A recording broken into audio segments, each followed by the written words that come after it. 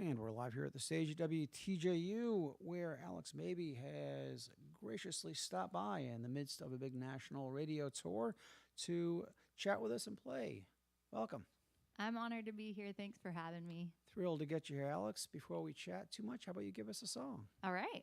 Well, I'll start by playing the first song on my record. It's called Someone Like Me, and it's just a quick song to explain kind of why I'm releasing the record, honestly, and how some of these lyrics are really vulnerable and super honest and uncomfortable to release a bit. So, but I'm doing it to try to help other people that went through similar things as me. So this is called Someone Like Me.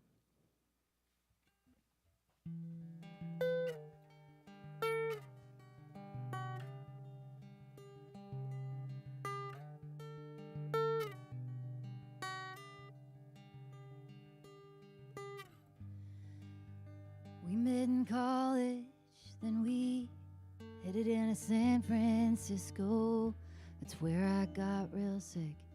You were stressed, so you drank alcohol. You thought you were loving me, honey. Said you'd do anything for me. You hurt anyone that tried to hurt me, but you were doing the hurting.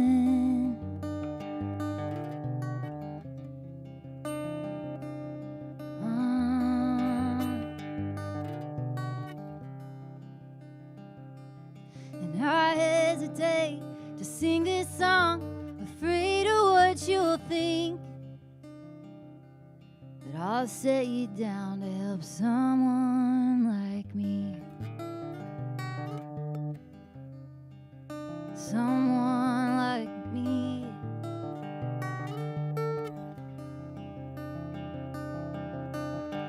What people do without love if they never knew it in their home. But I've been in love with Jesus since I was 7 years old. And that's what I know. When I asked you to pour it out, you said, I'll just stick to beer. So I let you go to help someone like me. Someone like me.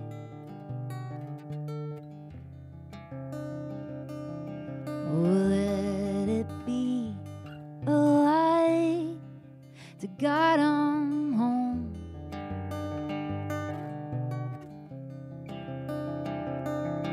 Oh, let it be a light to guide 'em home.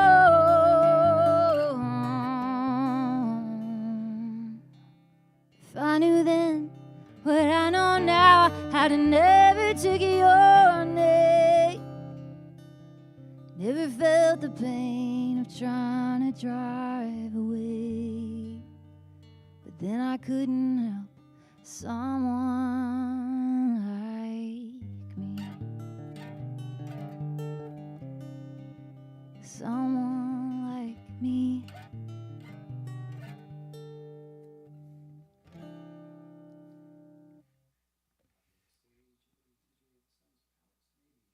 And Someone Like Me from her new album, The Waiting Room, just came out this month. Yeah, February 17th. Welcome again to WTJU. And you alluded to that song, and for those who might be like you, let's get into that. Yeah, please. That's my favorite topic, is getting to the real stuff. I went through a divorce. That's what this whole album is about. And at the same time, I was battling autoimmune illnesses. And so I went through like 12 years of trying to find doctors and trying to find healing and the answer. And it was a lot to experience, but there are so many people out there dealing with that and also dealing with an unhealthy relationship, whether it's a marriage or not. I think it can be really hard to detect when you're in it. And I'm just hoping and praying that anyone that needs this record hears it, because it's an album of exposure. It is an album of healing. It's not easy to necessarily listen to. Some of these are hard truths that I had to learn, but I'm not helping anybody or doing anybody any favors if I don't write it super honestly, because I had to go through that process of asking myself the honest, hard questions, but then also answering them honestly to myself. And so if I can be kind of like a big sister or a friend to people that might be walking through something similar, it's worth it to me. You know, and I think for a lot of folks, not having a chance to hear the whole album, but it's okay sometimes to not have that person in in the other side, to be you. Yeah. Again, I haven't heard the whole album, but I've just heard an example of, it's someone like you has experienced a lot. So. Oh, yeah. I mean, we're all going through something, and yeah, for sure. So the album's called The Waiting Room, and it's just about like that period of time before your answer or Right. before the dream come true, and you're waiting. You're in this Yeah. spot, and you don't know how long you're going to be in the waiting room. Right. But just this album is kind of one to sit with you and just say you're not alone. I went through Right. it too, and Yeah. like we'll get out of this together. But Nice. I was before you, and Right. it's okay. You're going to be okay.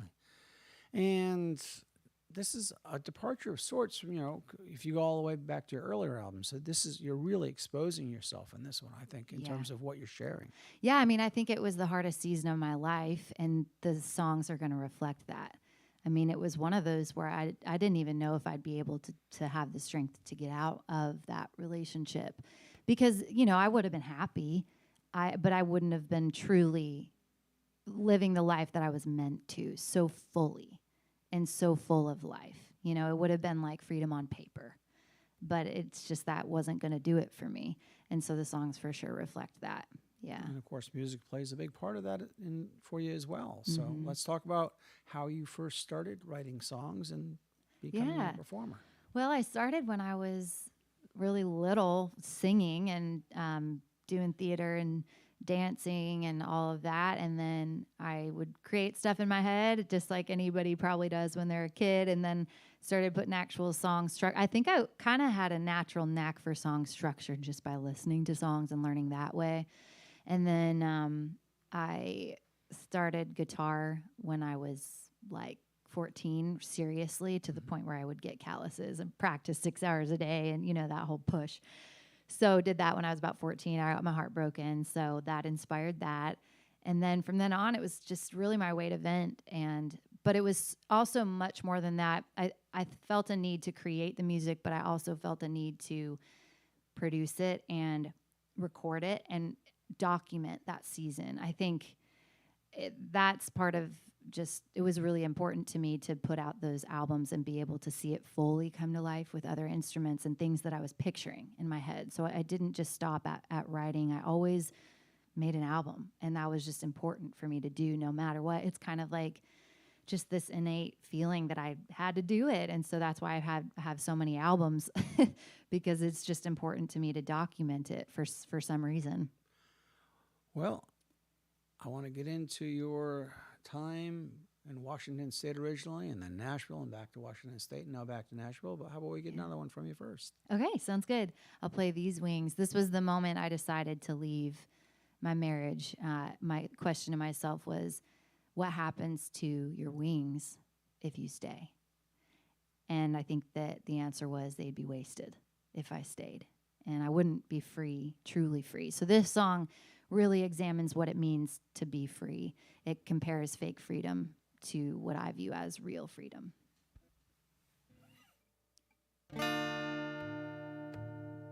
They say I am a free bird, but I live on the ground, only singing sad songs to the trees.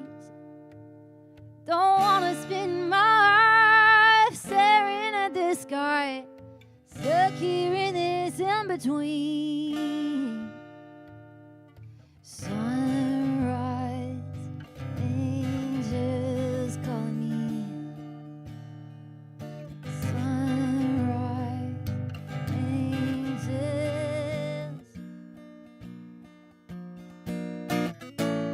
If I stay here, spin around in circles in a daze here, only sadness rings.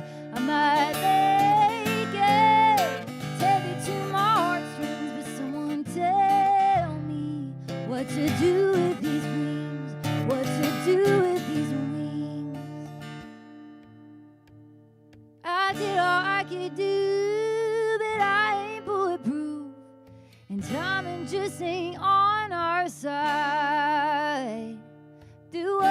And darling, I will too. Oh, you know my soul was made to fly. Sunrise, angels call me. Sunrise, angels.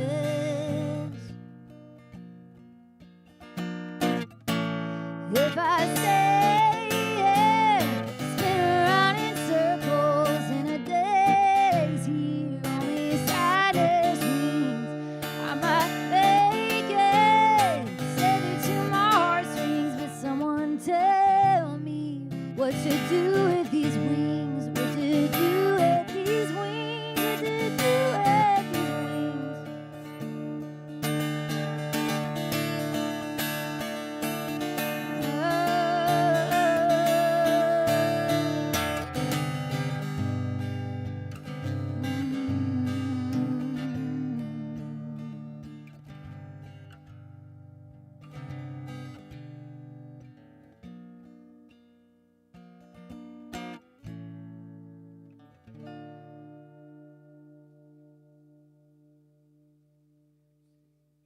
Maybe doing These Wings from her new album, The Waiting Room, out, well, as of February 17th. And find details on Alex over at alexmabey.com. And that's Mabey, Alex, and with an E. Good job.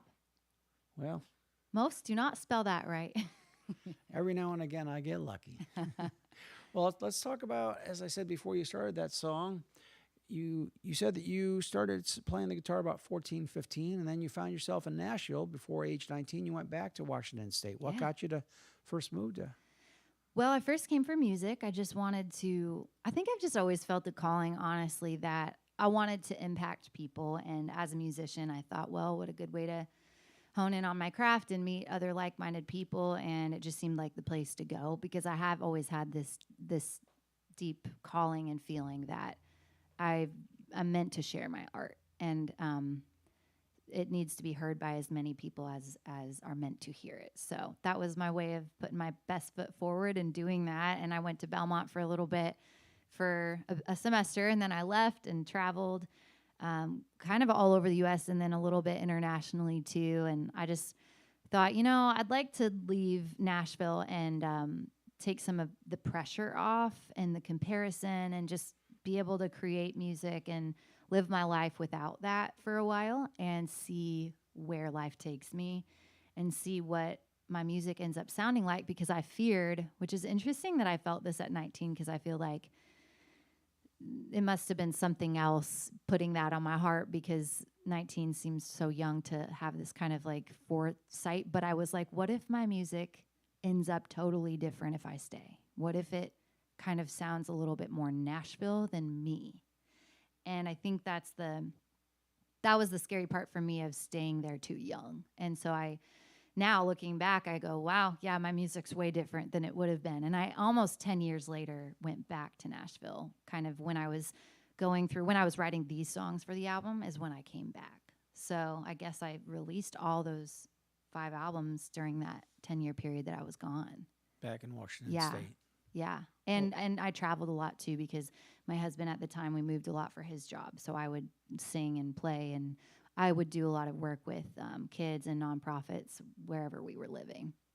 Well, let's talk about Washington State and how that influenced you as a songwriter to begin with. Yeah, I think Washington's just a beautiful place, and I grew up in the national park, so I was just around nature a lot. And I think because of my family's lifestyle, we love the outdoors, and that had a huge impact just because of who my parents are and my family is.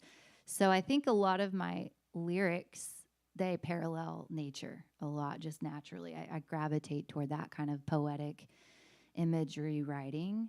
And sometimes that can be, I can write pretty abstract, which, is like that artist in me. I have to kind of like rein it back a bit if I want to be really effective. I guess there's a place for that, and then a place to be straightforward with your message and not be so artsy all the time. But I love that kind of writing. And my great-great-grandmother actually was a writer.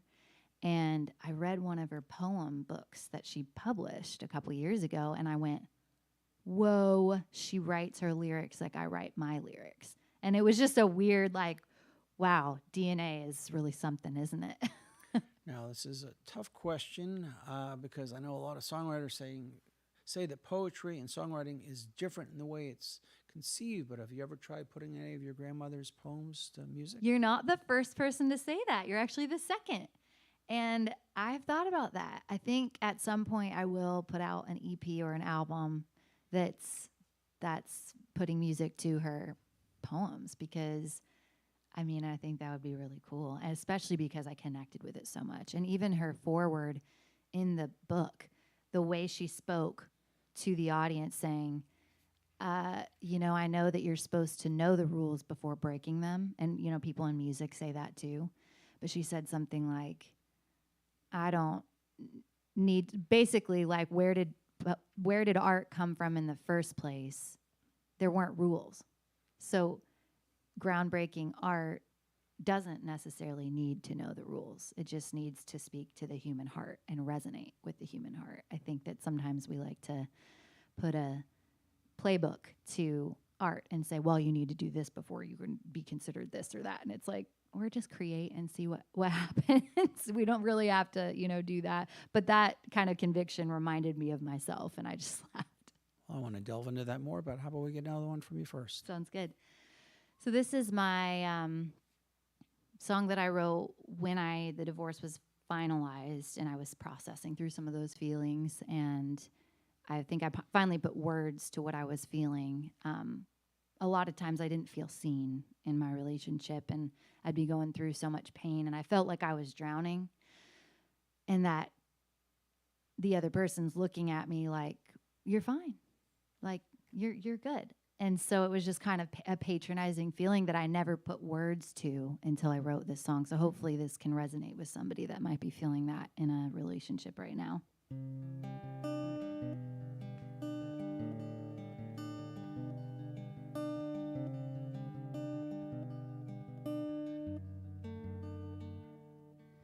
I used to cry a little louder just so you'd hear me. In the guest room, that's how much I wanted you to be mine, to be kind, to come find me. I was dying down the hall without you.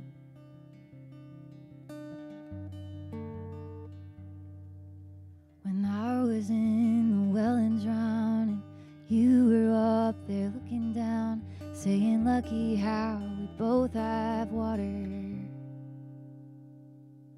Now, honey, I don't think it was all bad. Hope you know that I picked the flowers and all the fields we ever wandered through.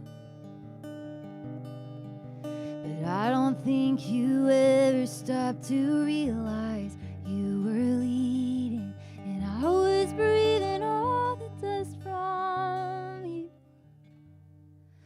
When I was in the well and drowning, you were up there looking down, saying, lucky how we both have water. Did you hear me? I was screaming out. Did you hear me? I was crying out. You said, lucky how we both have water.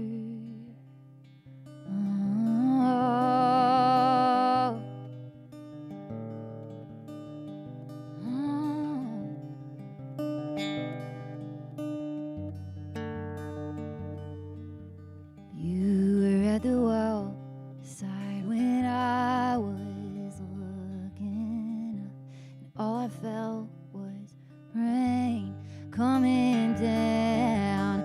You were at the well saying how you loved me so, but all I heard was rain coming down.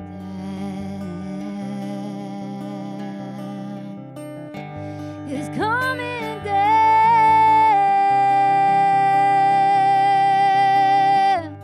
coming down.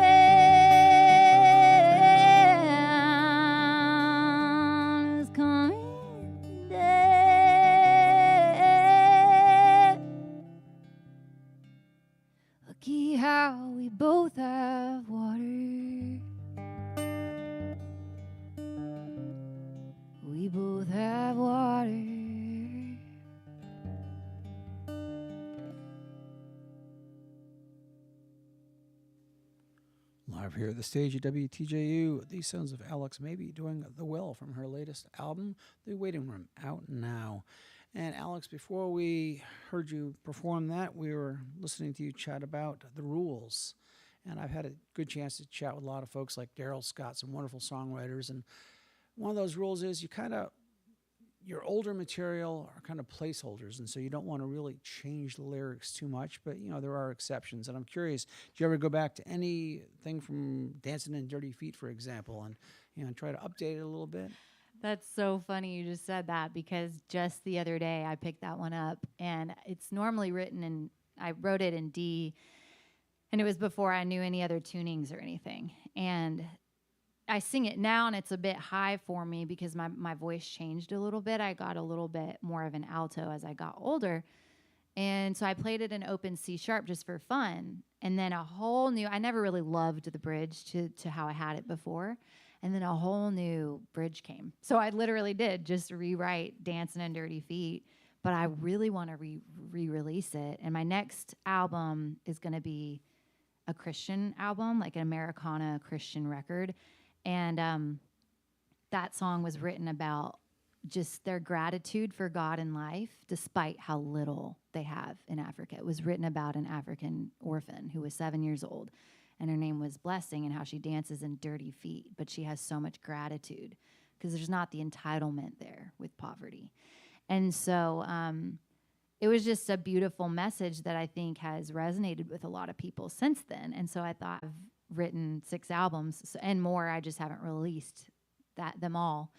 And so it would be kind of cool to do a best of, pick some of my favorites or people's favorites and do a re-recording and new production for some of those old classic songs.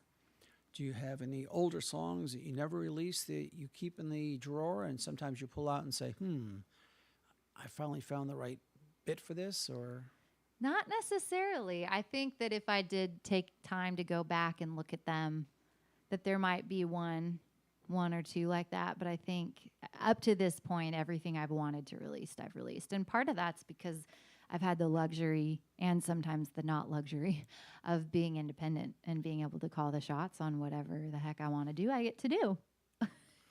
Now, I was listening to one of my favorite talk show hosts who's over in the UK, Graham Norton, and he was interviewing Lizzo, the pop artist, and she was commenting about how she probably has written 200 songs over the last year, but most of them are garbage, and so she just, there are only certain ones that make it, but she's always writing. So I'm curious, do you do a lot of writing yourself, or what you do write? I've been doing a lot of writing the last couple months, writing for my next record, but I've always had this philosophy where this does not work for everyone, and this also isn't a popular thing. This is part of that rules thing. I think because I've never felt the pressure or been under contract with people to feel a pressure to keep producing stuff. Mm-hmm. I have written when I'm inspired, and it comes and goes in waves. And if I'm going through something, I'm inspired to write. And I mean, like, I can sit down and be like, I'm going to write a song today, and I'll write a song today. If I wanted to do that, I could. But I've always written when I was inspired and not worried about it or stressed when I'm going through a month or two where I'm not really writing that much, because usually I'm recording or I'm just living life. Like, that's okay too. I've never really followed the playbook. But there's pros and cons to it all, but that's just how I've done it. I've never put the pressure on myself because I didn't want to ever feel like it was a job, Well, I want to delve into that as well, but also hear another one from you first. So how about we hear it? All right. This song's called Canary, and I wrote this about, I actually originally wrote it about my American Idol audition, and it was a very negative experience. I got asked to do it, and when I went to the TV audition, it was like extremely manipulative and not a positive thing. I just felt like it was very dark, and I came back and I told my author friend about the experience, and she said, it sounds like you were a canary in a coal mine. And for those of you that don't know, the miners used to take canaries, and whenever the canaries would die in the mines, in the cage, it was their cue to leave because that meant that the air in the mine was toxic, so they had to get out. So a guinea pig of sorts. And I felt like that at different times in my marriage too, which is why I put this song on the album and finished it. This was actually one of those songs that I had started a few years back and then rewrote for this album, but the concept was the same.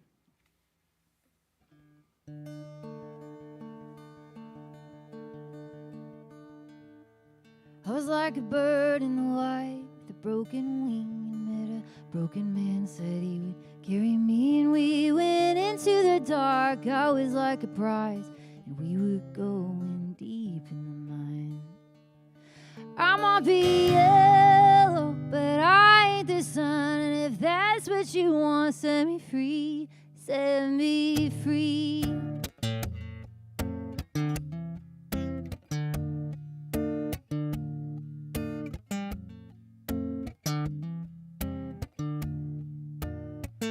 I remember the steel chamber. You said this is marriage, little bird. I would tiptoe in the shadows of the broken wing that never could heal. I said I might be yellow, but I ain't the sun, and if that's what you want, set me free, set me free.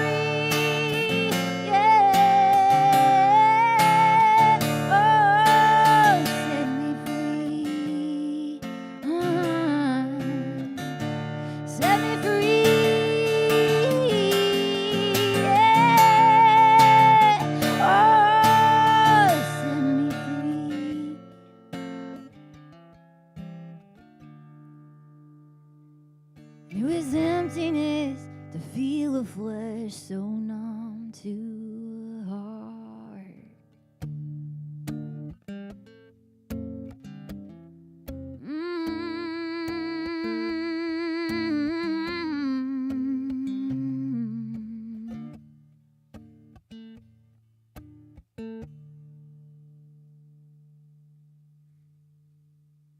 The Canary, or rather Canary, from the new album The Waiting Room from Alex Mabey, who's live here on our stage at WTJU. And Alex, you were talking about all the rules and such, and I'm curious, do you allow yourself to listen to other artists when you're writing or performing so you're not too heavily influenced? Or I think it's funny. I'm not a huge music junkie. I have a few artists. I'm a song junkie. Like there will be songs, but it's not necessarily an artist. But there are a few exceptions, like Patty Griffin, Jackson Brown. Those are kind of my Mindy Smith, kind of my people that over the years, like I would just listen to their albums over and over and over again, and it heavily influenced my music, I think, subconsciously.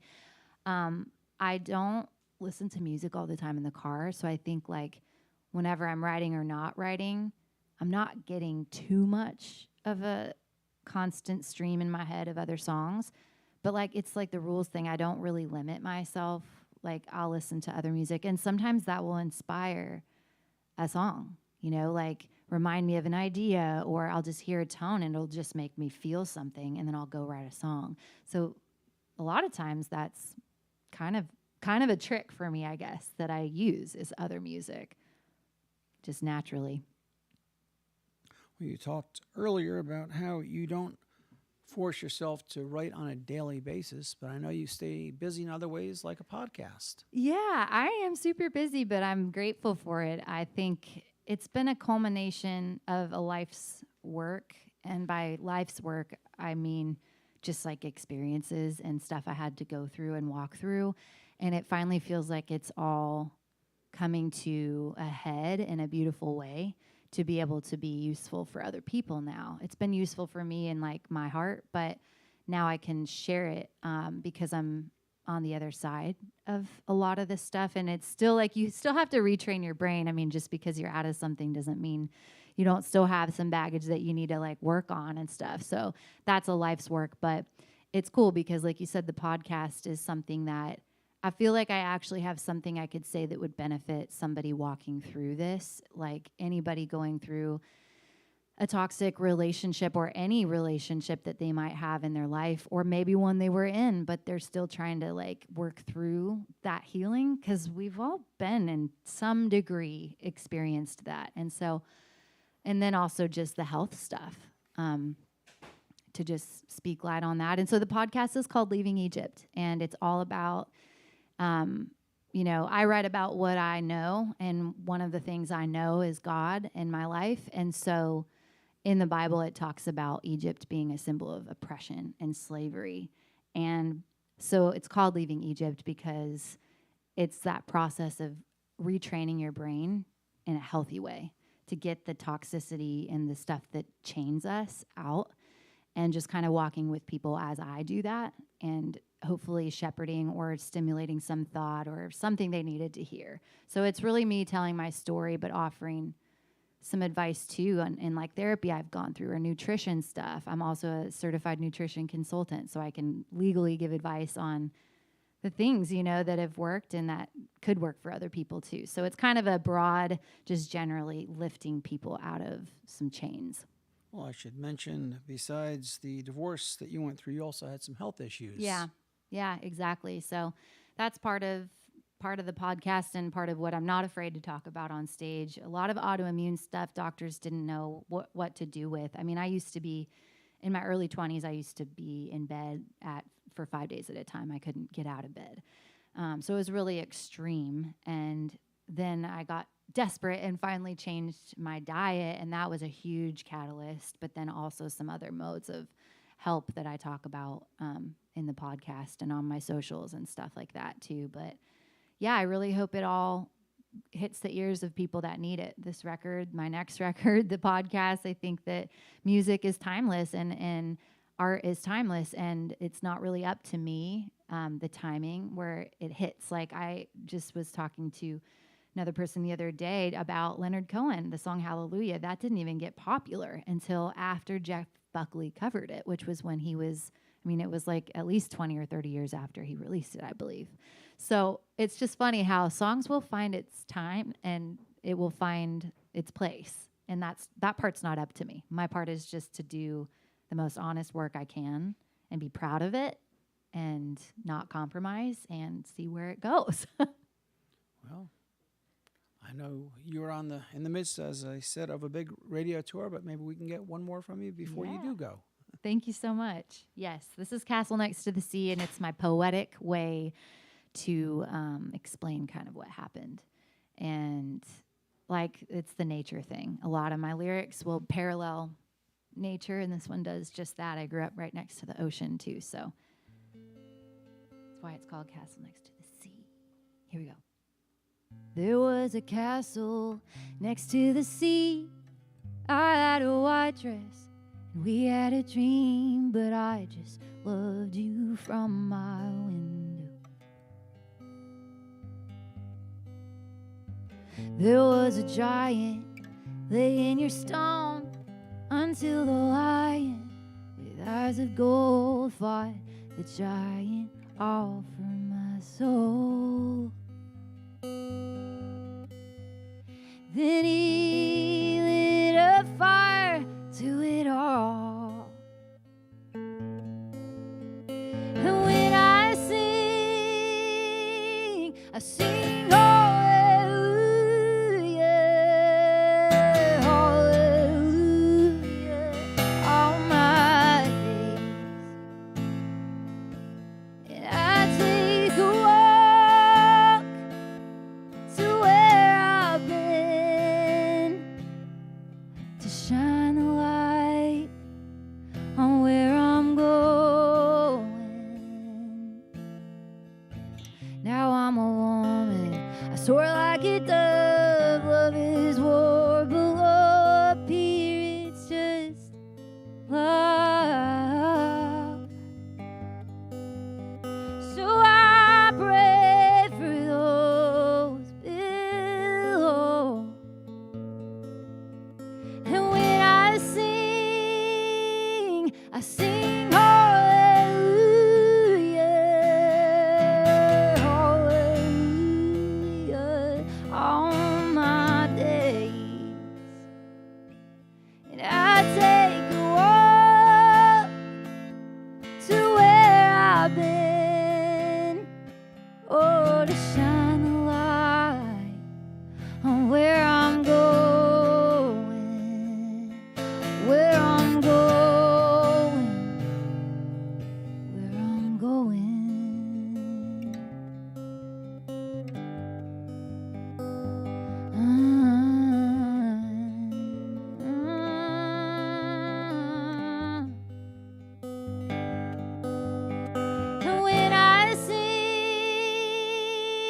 I sing hallelujah, hallelujah, all my days. Oh, I take you up to where I've been. Oh, shine a light on where I'm going, where I'm going, where I'm going.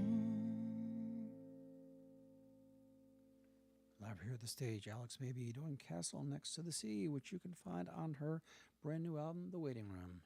Alex, before I let you go, we talked about you moving back to Washington State and how you're back in Nashville now. Yeah. What's been the biggest difference since coming back?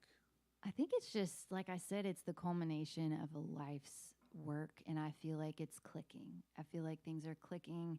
People are seeing the value in what I'm doing, and that says something. I think when you finally get to that point in your career where it's not just like one person clapping profusely in a corner of a bar and everybody else is drinking and eating and forgetting that you're even up there, so many years of that, and then you finally, things start clicking on a bigger scale. I think it's just really encouraging and confirming that this is where I'm supposed to be, what I'm supposed to be doing, and I'm just really grateful for it.